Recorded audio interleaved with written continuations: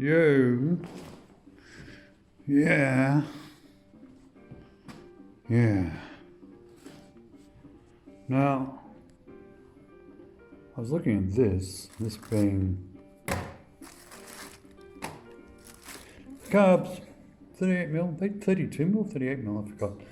38mm, maybe 32? I'll have to look it up. Anyway, so the carbs, of course I can get a full rebuild, but I didn't realise how much of a rebuild this is going to be. I mean, you check out the nice bit of grunge, that's just a bit of cleaning, that's not much, that's nothing. But what worried me is it's one thing to have different bolts on the bike in different places, that's pretty crappy, but who on earth puts completely different bolts on carburetors? Who is working on this thing? That's what I want to know.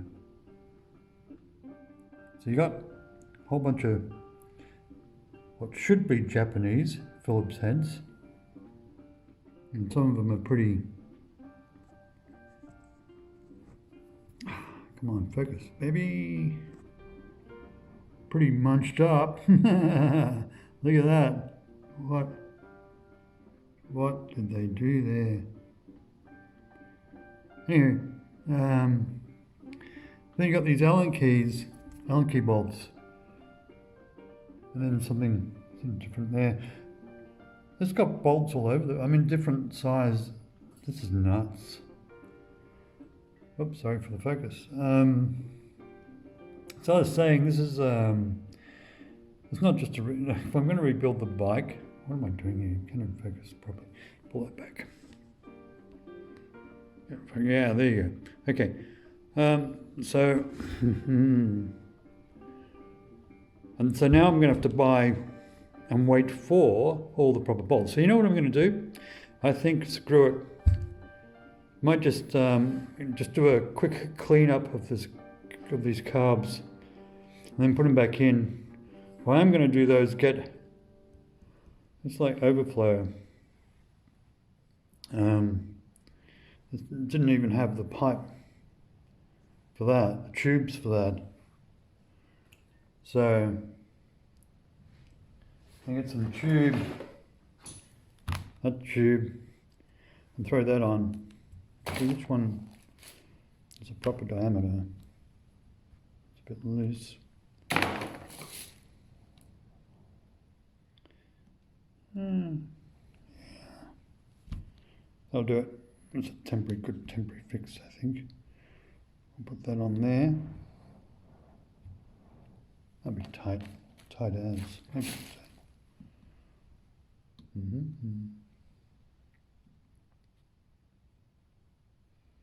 Maybe that one. I don't know. I got to come on. But anyway, going back to the bike, the beast. Now, since it's going to be rebuilt, in the meantime, I'm thinking, why don't we just start this thing up, see if we can start it up, go for a ride. In fact, ride it for a couple of months, just ride it round. I'm sure it'll get somewhere, get used to the bike before making, before pulling it down and getting right into it.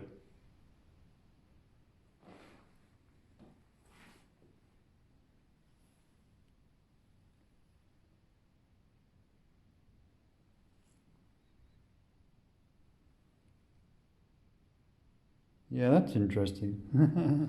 Looks like, first I thought that's a bit rough for Yamaha to do this, but I think someone has literally just tacked this on. I don't think that's...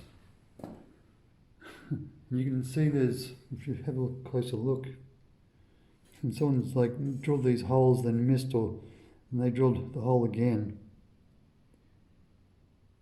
So they tried there, then they got the right bit there, then put another. So I don't think this actually is part of the bike, funnily enough. It wasn't originally. But what you'd expect for a 30-year Barnfind. And speaking of such, get in focus. Now, this was sold as a 91, but in actual fact it's a 1990. But the confusing thing is it's got a 1991 fairing and headlight, because the other one had twin headlights in 1990. And then I thought, well, maybe, and originally I thought this was a 1990 engine, but, sorry, a 1991 engine, which has an oil filter, which, where's the oil filter gone? Not them, so I took it off. But anyway, that oil filter normally goes there. It has normally, 1991 model had just your normal car type oil filter that's stuck on, whereas your 1990 model had something like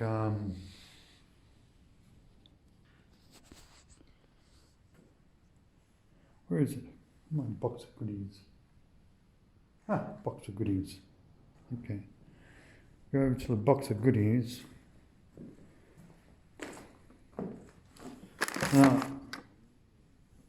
that's actually the oil filter that goes in it at the moment. And it's got a cover, which is sitting in a bath at the moment, so I won't disturb it. Getting a bit clean.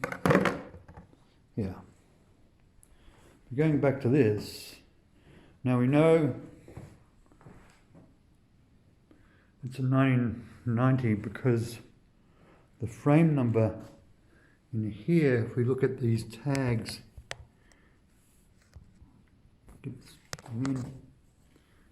okay, these tags here, and all these little numbers, 3HE, whatever, that's the important one, 3HE, whatever. Now that ends in 4 is, what does it end in? Can't see it from here, 40, 4H, 40.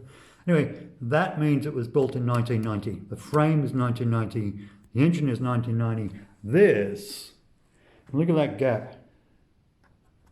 See that gap? It doesn't even meet. I mean, I thought that was broken off. That's not broken off.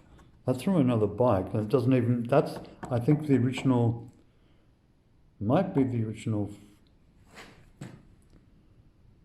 brace, but then again, if it was, it'd be a twin headlight brace, so it wouldn't be able to fit the single headlight.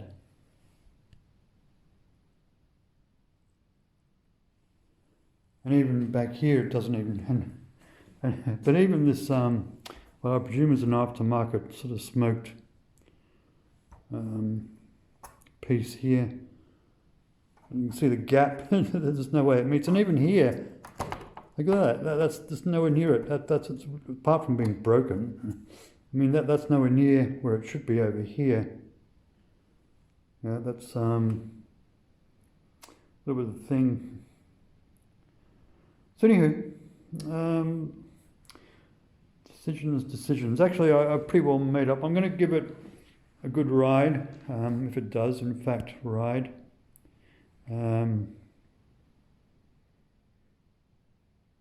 Anymore. But I pretty well know now what I'm going to do with this bike.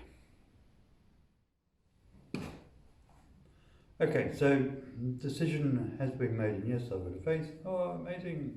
How about that? Anywho, so here's a quick recap. Bought a Barnfind 1990 Yamaha FZR600, right, that has been neglected right throughout its entire life. The bike was registered in 1991, but it's actually 1990, going by the motor and the frame, the VIN number, the bike frame number. And anywho, so found out through the motor office, the motor registration office here in Ireland, that the bike was registered for 2 years, 1991 and 92, and then it disappeared off the records forever. What this means is the bike wasn't put in a barn in 1992. That'd be fantastic because then it'd be brand new. I wouldn't have to do anything. In fact, I wouldn't have even probably been able to buy it. But that means someone was riding around illegally for the last 28 years. Now, because they're dicks and they've got no insurance, no tax registration, no nothing, it's no surprise that for the next 28 years of this bike's life, it was terribly neglected. And you've seen some of that in the previous videos. I won't have to go over that again with all the different things from what could be called minor things like missized bolts, bolts missing, different kinds of bolts used all over the bike, rather than getting the proper factory bolts, whether it be a fairing or an engine part, or even, as you would have seen a bit earlier, even on the carburetors. How could you lose a bunch of bolts from the carburetors? And what are these guys doing? Just leaving them roll off the table, then onto the floor, then picking up anything around and jamming it in? Yeah, that's what they've done, right? So so then I've got three choices, right? So I can either rebuild the bike. The bike was always going to be a ground up rebuild. Oh, ding ding. Regardless of what kind of rebuild that was going to be.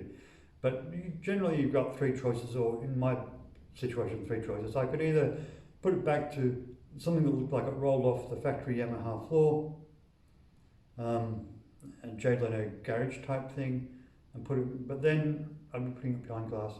But anyway, or do a bit of both, like rebuild it completely, but modify it, like modernize it. And that was my original idea, that I was going to grab this bike. I always knew this bike was going to be a rebuild, but what kind of rebuild was another thing.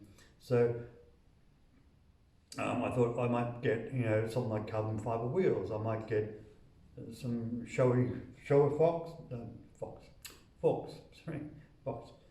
excuse me, Ohlins or whatever, right? Swap out the treble clamps, fit all this in with an R6, and end up eating a lot of money, but and then of course the criticism would come saying, well, how come you just don't go and buy an R6 if all these R6 sort of 10 year later R6 models, parts keep appearing on this bike, sort of a bit pointless, just go and buy an R6. And that's actually quite a good criticism. However, each to their own. So I was going to do a bit of halfway, and the third option is just to go completely off the planet, completely radical, and use this bike as a donor bike to turn into something quite different. Now here I'm not talking your usual donor bike come cafe racer type thing. Now I'm into cafe racers, but this is not going to be a cafe racer.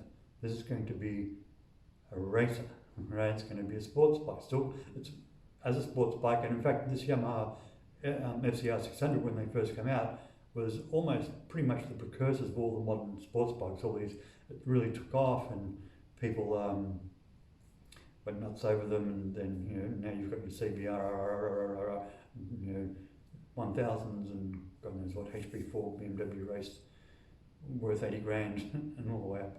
Anyway, so all that came from these early days sports bikes, and this bike in particular.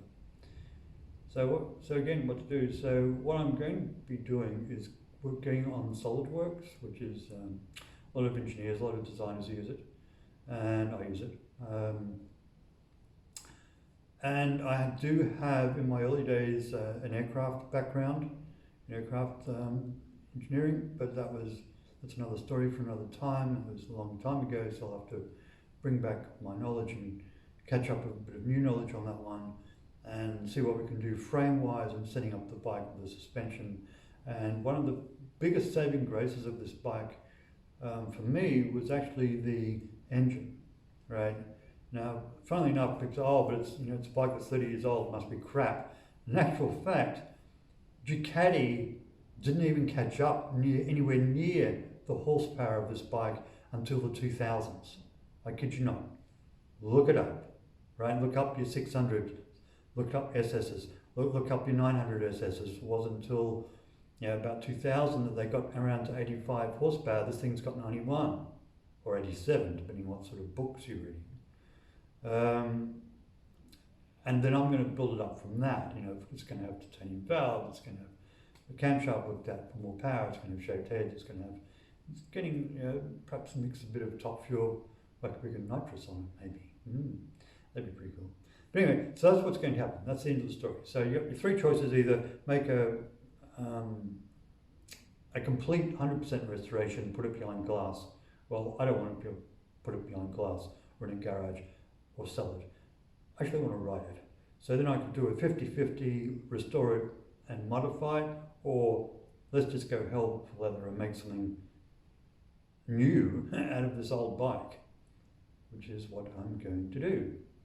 And as they say these days, peace out, baby. No, that sounds dumb. Sounds dumb coming from me.